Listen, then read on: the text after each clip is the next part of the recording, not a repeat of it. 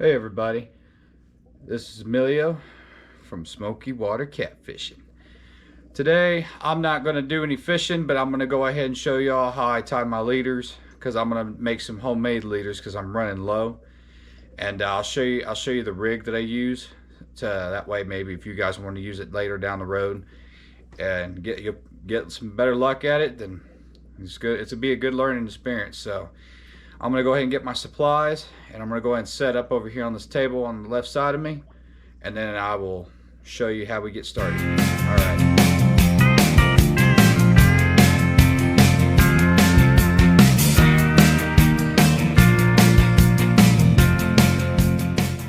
All right, guys, so the first thing we're gonna need for this rig, some string, and that's a 65-pound spider wire. I mean, you can use whatever you want, whatever poundage you want. It really doesn't matter. And then we're gonna have our hooks, which these are number 10-aught circle hooks. And for the people that think that this right here is too big, it is not. Some people can catch fish on, 6, 7, 8-aught hooks, but you gotta think the lip on that bottom lip is so thick that that little gap right there between that tip of that hook all the way to here sometimes doesn't really get that good hook set. So you get those times where you're sitting there watching your pole and it just sits there and just bounces and doesn't do anything, because over they got the bait in their mouth, over there chewing it up, and it's just a headache, because then you got to change bait all the time. So I go with the 10-aught. I mean, I could always go bigger, but this is my preferred hook, is a number 10-aught circle hook. And I got a box of 50 of them from Amazon for $5. So you're gonna need the hook, you're gonna need your string, your line, whatever you want to call it, and then you're gonna want your swivel, so that way you can make your leader. And if you would also probably use a knife. In my case, I got braid scissors that I bought, just a little extra bougie, why not, right? So you're gonna want to get about, I don't know, probably say about a foot of line. Just cut it off, so that way when you go ahead and start making your braid or your leader, oh crap, come on braid scissors, don't film it now. There we go. Wasn't wanting to work with me. I guess you gotta, man, this is what the bougie life is like, man. I don't think I want to live it no more. I don't want it. I mean, these things are working amazing. Ah, there we go. There we go. Yeah, I was gonna say they were working a lot better than that, but anyway. So you got your line. You can get your swivel. You're gonna go ahead and you're just gonna slide it right in that hole, that swivel. Okay. You're gonna have both lines, and you're gonna have about that much out.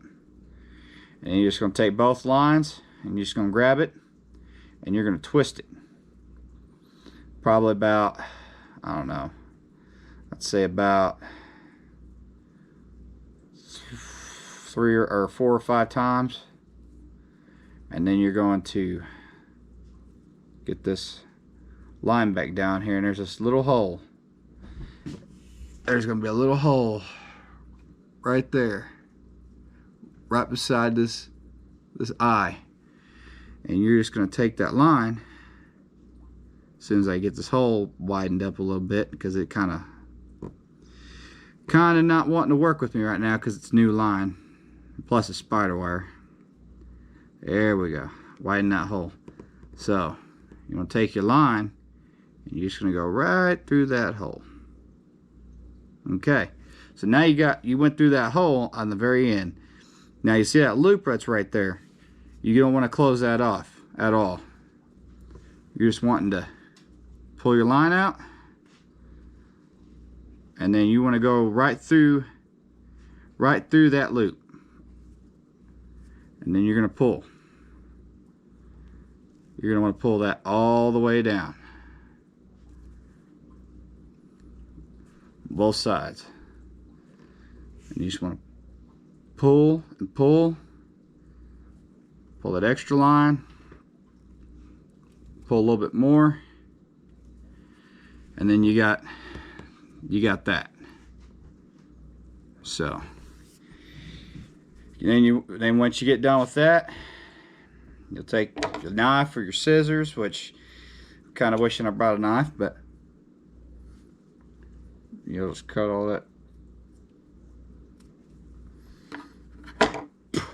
that excess off to where you just got yourself a good little snail knot. Now we'll get our hook out, number 10 on hook, and we're going to do the exact same thing on this other side, the exact same way. You're going to just put it through that eyelet of that hook, leave about that much, and now since I got a hook and not a swivel, I can go ahead and just overlap this line as many times as I want, and that way I can make sure that hole stays wide enough. Swivels, it's a little bit difficult because they're swivels, they're going to swivel on you. So in my case, I'll do about 5-6 turns on the hook, and then I'm going to go right through that hole on the right beside the eyelet. I'm just going to go right through that hole, and then I'm going to turn around and go right through that loop right there again, this big loop. I'm just going to turn it around, and I'm going to go right through that loop just like that, and then let my hook dangle, and I'm just going to pull on both sides until it gets nice and tight. And sometimes with new line, especially braid, sometimes it'll mess around with you. You just got to work with it. Just pull, push all that down. Sometimes you got to kind of help it too, because sometimes it wants to tighten up here, so you got to just use your fingers and just push it down. And then once it gets down to that eye, you grab both sides of that eye and you just pull, and then you'll get the same knot that you got over here on your swivel. And then again, what you want to do, since you already got this tight, is you want to go ahead and get your scissors or your knife,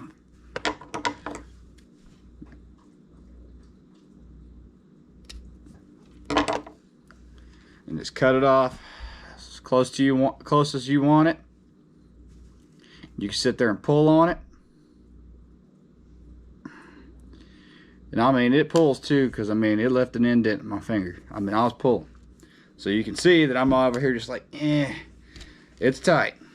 And then you got yourself, a good foot leader.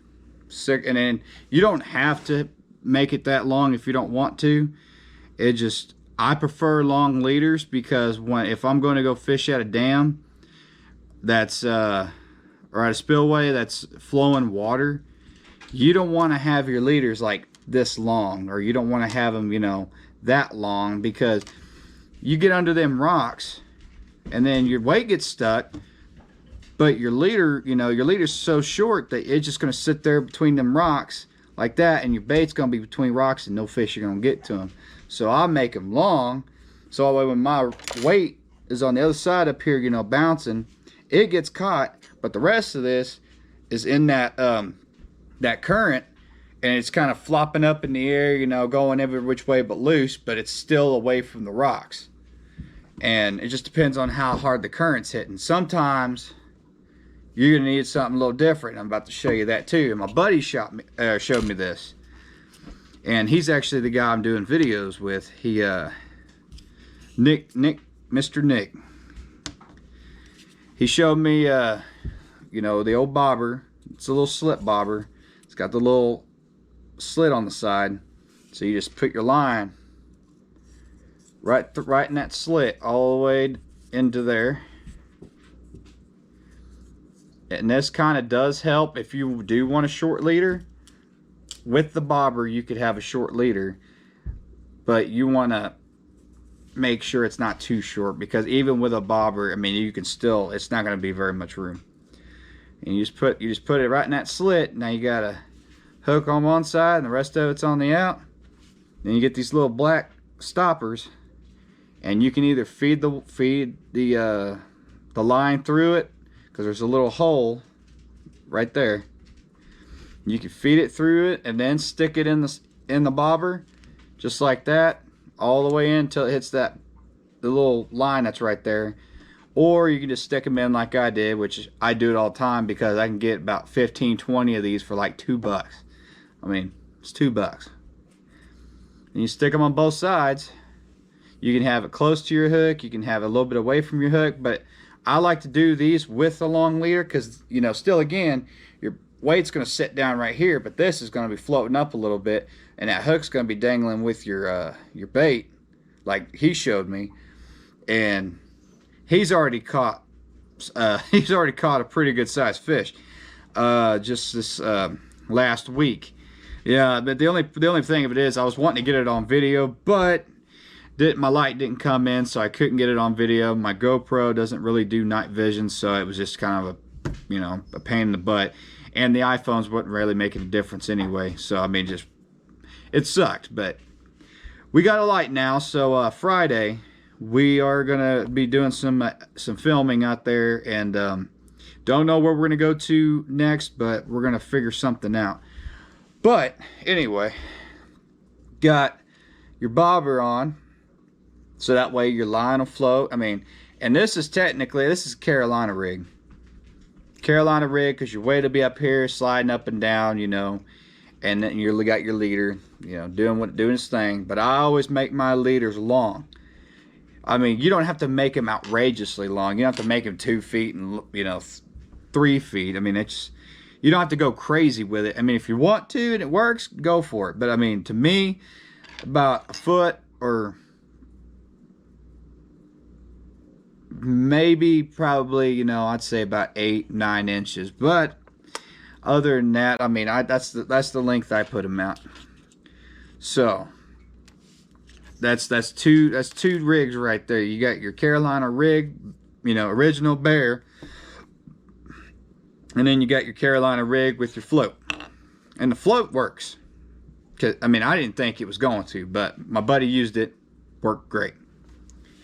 So, but you know, and when you tie your line up, when you have your weight on your line, because you should get your line on your fishing pole, you slide the weight down first, and then you'll slide one of these little beads on there, and then you'll tie it. You can tie the same knot we did on the rest of it, or you can half-ass tie it, or whatever you want to do, whatever's easy for you. That way, when this bead gets on here, you know, it gets right here. That way your weight doesn't go over your line and get stuck there, so it won't stop it from free floating or free sliding. That bead right there is what's going to keep it from getting caught and not moving anymore. So that's the rig that we've been using. I've been using mostly the Carolina rig without the float, and he's been doing the Carolina rig with the float.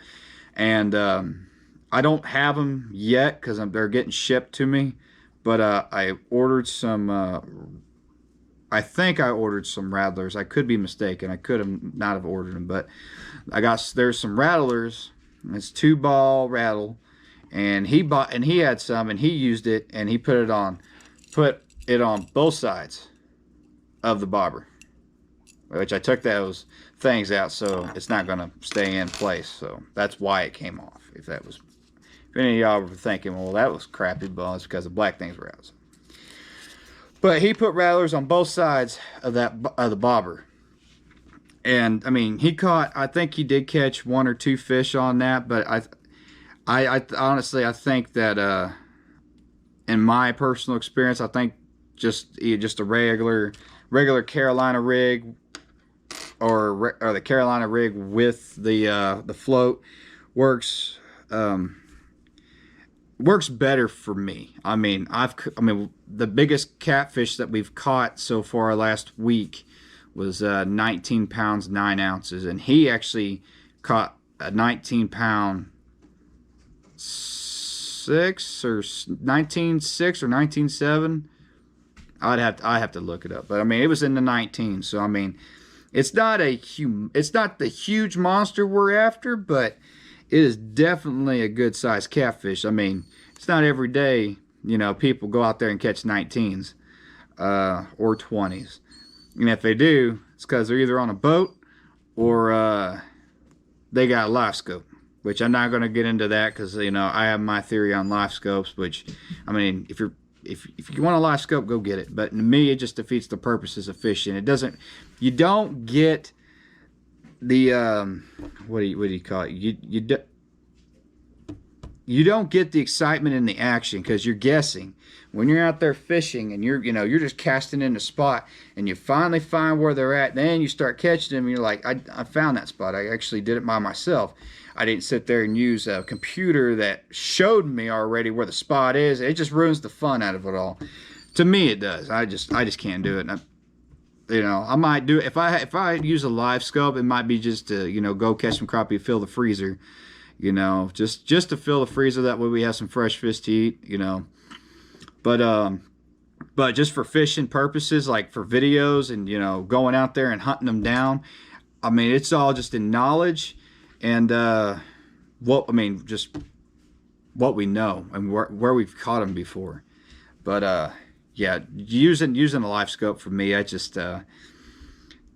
not gonna rag on anybody for using it because I mean, granted, yeah, I've seen them work and they're actually pretty damn cool. But just for me, in my opinion, and I don't know if my buddy Nick would probably say the same thing, which he probably would, but it just takes the fun and it takes the skill and it just takes the overall joy out of fishing for me, and probably him too.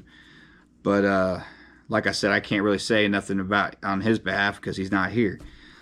But that's just me. So anyway, so that's the Carolina rig that we use. We've been using Carolina rig. Now you could always go to your bank rig, which that's the easiest rig of all because you either get your 3-way swivel and just tie your line to it, have another line down here for the hook and another line down here with your weight tied on, and just throw it out there. And that's usually the most common one, is just a bank sinker rig. And most people just tie a hook on their line and then tie a weight down here and then just throw it out. And sometimes they catch fish. I mean, I've seen it, and I've seen my buddy catch a pretty good sized fish on one. And granted, he did catch, it was like a 23.3 pound blue cat out there just with that, and that just surprised the crap out of me. But I mean, he did it. He sure did it. But my rig, my rig in all is going to be the Carolina rig, because the Carolina rig, it just seems more durable. I had more luck with it. During soft, calm waters, it works great, especially if you're at a dock. Your bait's sitting there swinging, no weights are in the way. Your bait's either swimming around with live bait or it just, sits there and nothing, gets tangled up. Even though sometimes it has happened, but normally it don't. And then if you got, like I said, you're getting those currents, and your weight stays on the bottom right here, and this thing, either will, kind of flop around from that current, pushing it around, or if you have the float and it just constantly stays up a little bit. Now, it's not going to be like that. It's going to be like, because here's your float, here's your weight, and that's what your hook's going to be doing. So it's going to be doing I guess you'd say, it would almost look like it was doing itself a bank rig, but it's not. It's a Carolina rig. You're just putting that float on there, and it's going to sit there and do that. Just to get it off the bottom. And then most times, you don't even need the float because the current's going to do that for you. The current's going to be pushing that thing way up. But, yeah, so I thought I'd just go ahead and get on here and just show you guys what I use and what my buddy uses, what he uses the float and the rattlers. But like I said, I don't have the rattlers with me. He has them, so I couldn't show you how he made them, which, to be honest with you, I don't even know how he made them because he does it right when I'm casting stuff out. So he kind of just, it's kind of miscellaneous to me. So but yeah, I just thought I'd go ahead and get on here and give you guys another video, show you what I use. But I use the 65-pound braid, or if I have it, I use 80-pound braid for my leaders. And then I'll use, or I would say I'd probably use more or less like what this stuff is actually what he got me. The 65-pound stealth spider wire, and that's what he got me. And I've been using it to make leaders, which seems to be working really darn good. But you know, it's just all fun. That's all it is. Catching fish is the best fun I've ever had in my entire life. Now, I did hunt last year and wait years before that, but I mean, granted, I love hunting. I love hunting. I've shot some pretty good sized deer, but man, when it comes to fishing, it's like a mystery box. As soon as you cast that line out there, you just never know what you're gonna get. You could either get a hold of a small one, or you can get a hold of them monsters, and I mean just flounders.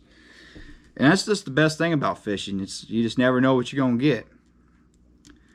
Almost sounds like a Forrest Gump deal. But anyway, and furthermore, that's what I use, and that's what he uses for the most part. And here Friday, which I'm pretty sure we're going to be doing some videos Friday. Here Friday, we're going to get after it. We're going to try to catch us a few good ones, and hopefully go after the monsters that we've been wanting to get. So we'll see.